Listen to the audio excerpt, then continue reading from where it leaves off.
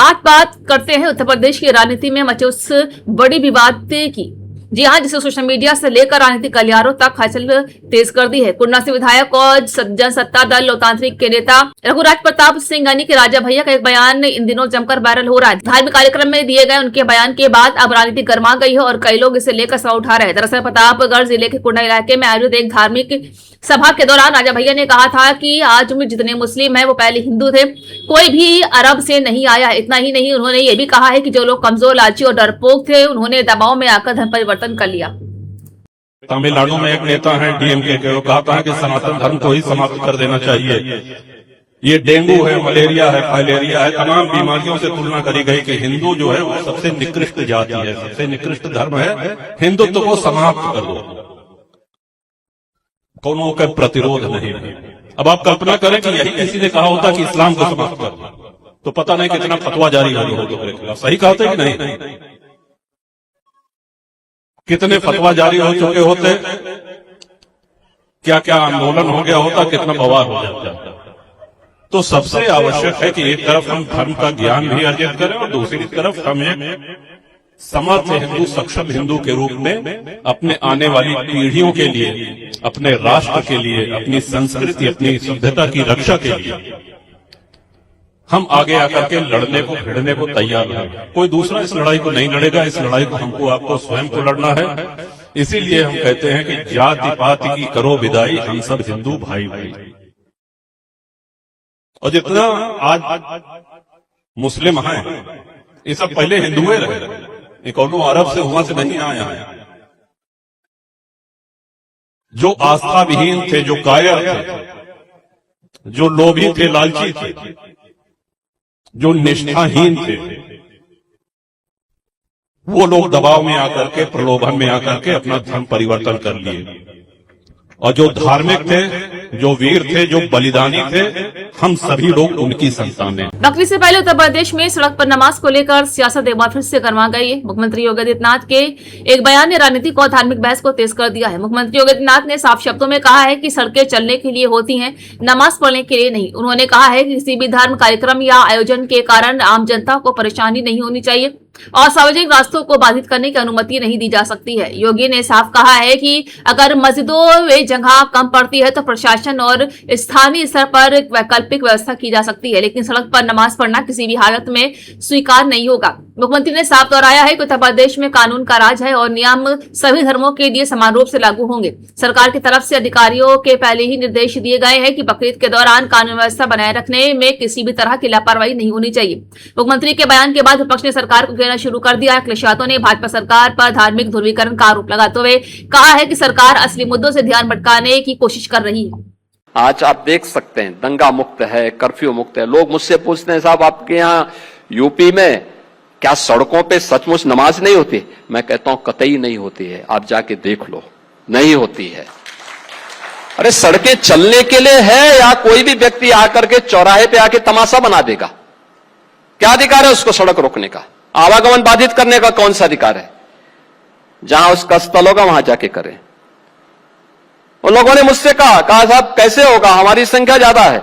हमने कहा शिफ्ट में कर लो, तुम्हारे घर में रहने की जगह नहीं है तो भाई संख्या नियंत्रित कर लो, और नहीं है सामर्थ्य क्यों बेकार आगे संख्या बढ़ाई जा रहे हैं। और ये चाहिए आपको कि अगर आपको सिस्टम के साथ रहना है तो याद करना, हम उन नियम और कानून को मानना शुरू करें। कानून का राज होगा, कानून के राज को सबको समान रूप से लागू करेंगे। लोकसभा में विपक्ष के नेता राहुल गांधी ने देश की अर्थव्यवस्था को लेकर केंद्र सरकार पर बड़ा हमला बोला है। राहुल गांधी ने दावा किया है कि देश की अर्थव्यवस्था बड़े संकट की ओर बढ़ रही है और आने वाले समय में आर्थिक तूफान देखने को मिल सकता है। उन्होंने कहा है कि प्रधानमंत्री नरेंद्र मोदी ने देश में जो आर्थिक मॉडल बनाया है वो कुछ चुनिंदा उद्योगपतियों पर आधारित है और ये मॉडल ज्यादा समय तक टिकने वाला नहीं है।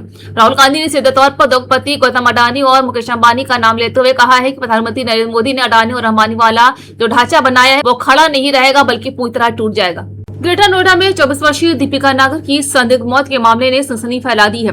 परिवारजनों ने इसे आत्महत्या नहीं बल्कि दहेज हत्या बताया है। परिवार का आरोप है कि मौत से कुछ घंटे पहले ही दीपिका ने अपने पिता संजय को फोन कर ससुराल में हो रही प्रताड़ना की जानकारी दी थी। फोन पर उसने बताया कि उसे लगातार दहेज के लिए परेशान किया जा रहा है और मानसिक रूप से प्रताड़ित किया जा रहा है। बेटी की बात सुनकर पिता उसी शाम ससुराल पहुंचे और दोनों परिवारों की भी समझौता कराने की कोशिश की, लेकिन विवाद पूरी तरह खत्म नहीं हो सका।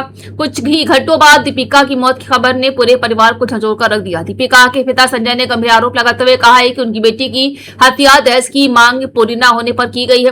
परिवार का दावा है कि ससुराल पक्ष की ओर से फॉर्च्यूनर कार और 50 लाख रुपए की मांग की जा रही थी। आरोप है कि जब ये मांग पूरी नहीं हुई तो दीपिका की हत्या कर उसके शव को तीसरी मंजिल से नीचे फेंक दिया गया ताकि इसे आत्महत्या का रूप दिया जा सके। इस मामले में पुलिस ने कार्रवाई करते हुए आरोपी पति ऋतिक और ससुर मनोज को गिरफ्तार कर लिया है। पुलिस का कहना है कि सभी पहलुओं की जांच की जा रही है और पोस्टमार्टम रिपोर्ट के आधार पर आगे की कार्रवाई होगी। इस घटना के बाद में आक्रोश है और लोग कड़ी सजा की मांग कर रहे हैं। परिवारजन लगातार न्याय की गुहार लगा रहे हैं और मामले की निष्पक्ष जांच की मांग कर रहे हैं। वहीं से लेकर परिवार ने कुछ बड़े खुलासे किए। आइए जानते हैं उनका क्या कहना है। वो ये बहुत दुखी राख है मेरी लाडू।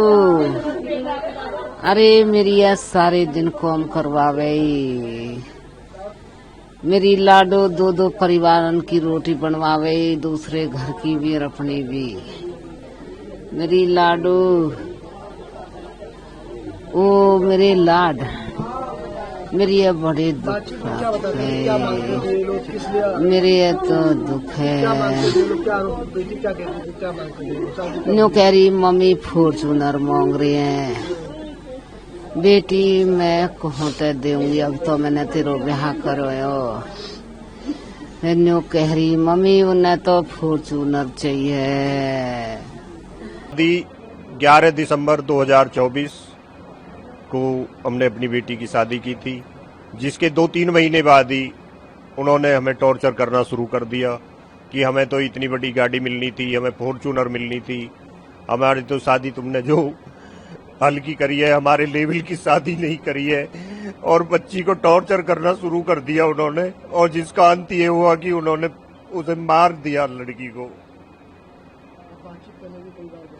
मैं कई बार समझाने की कोशिश भी करी है कि भाई समझ हो जाए और सुलझ जाए ये केस, हमारी ये बच जाए, ऐसा ना हो। बाकी उसका लास्ट ये हुआ कि उन्होंने लड़की को मार दिया और आपके सामने ही है जो भी है जी। मैं उस दिन घर गया था, बातचीत में उन्हें समझा के आया था, भाई ऐसा मत करो, ऐसा नहीं है, ठीक है, उन्हें समझा के चला भी आया वहां से। उसके जाने के बाद मुझे आधे घंटे बाद ही फोन आता है कि आपकी बेटी गिर गई है। तो मैंने उनसे पूछा कि भाई कहाँ से गिर गई है मेरी बेटी। तो मैंने उनसे पूछा भाई कहाँ से गिर गई है, सीढ़ी से गिरी है या बाथरूम में गिर गई है। तो उन्होंने कही छत से गिरी है आपकी बेटी जो है। और तो उसके बाद ही मैंने अपने छोटे भाई को फोन किया और अपने बेटे और अपनी घरवाली के साथ मैं वहां पे चला गया। हॉस्पिटल में जाके देखा तो हमारी बेटी हमें मृत मिली, उसमें कुछ नहीं था उस टाइम पे। अहमदाबाद में क्रिकेट में दिग्गज और क्रिकेट के भगवान कहे जाने वाले सचिन तेंदुलकर ने एक नई वर्ल्ड क्लास स्पोर्ट एकेडमी का उद्घाटन किया है, जिसका उद्देश्य भारत में खेल संस्कृति को नई दिशा देना। इस मौके पर सचिन तेंदुलकर ने कहा है कि भारत में टैलेंट की कोई कमी नहीं है, लेकिन सही ट्रेनिंग, आधुनिक सुविधाएं और प्रोफेशनल कोचिंग की जरूरत है। उन्होंने कहा है कि यह अकेडमी खिलाड़ियों को सिर्फ खेलना नहीं सिखाएगी, बल्कि उन्हें अंतर्राष्ट्रीय स्तर पर प्रतिस्पर्धा के लिए तैयार भी करेगी।